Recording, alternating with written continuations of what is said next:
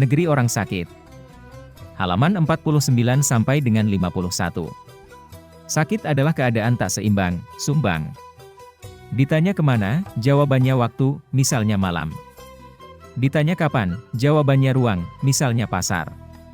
Kalau ditabuh mestinya berbunyi du, yang keluar malah bunyi de atau dar. Indonesia adalah negeri sakit itu.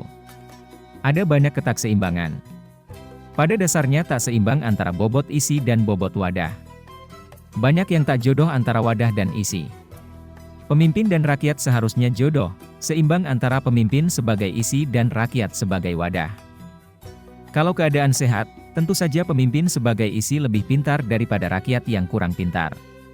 Di TV dan surat kabar sering terjadi rakyat menasihati pemerintah bagaimana seharusnya memimpin negara yang berjalan mundur jauh dari sejahtera ini.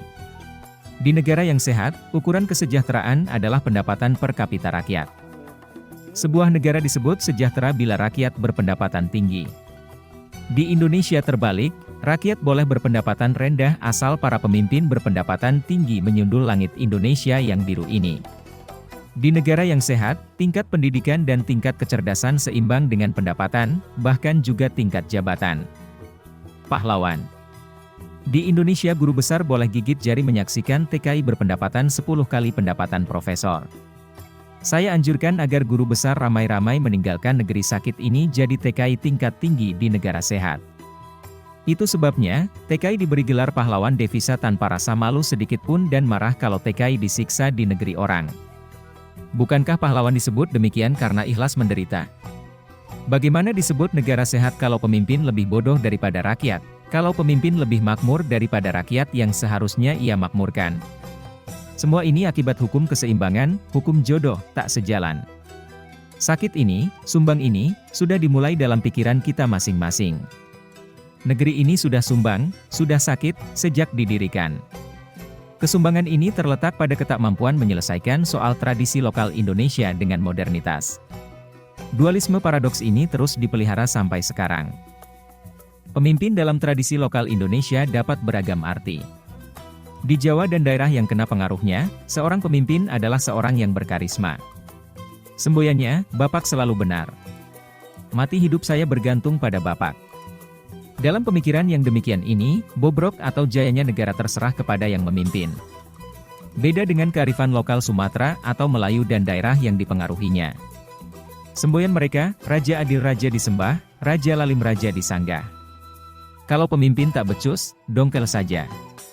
Lain lagi di Sunda, pemimpin sebagai isi harus senantiasa seimbang dengan wadah, rakyat yang dipimpin. Kalau bobot isi pemimpin mulai merosot, maka tak segan-segan rakyat akan meninggalkannya. Pemimpin. Bagaimana dengan mereka yang belajar buku tebal tentang pemerintahan demokrasi modern atau sosialisme modern? Semboyan mereka, suara rakyat adalah kebenaran. Mau jadi pemimpin?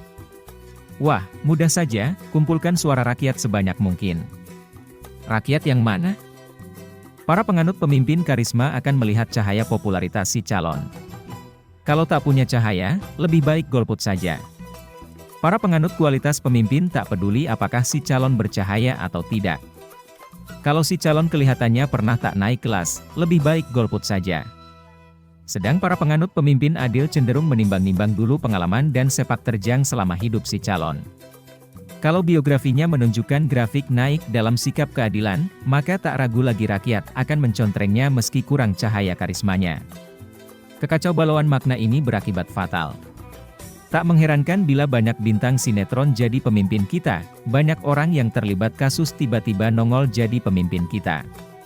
Yang dulu kita caci maki, sekarang jadi pemimpin terhormat.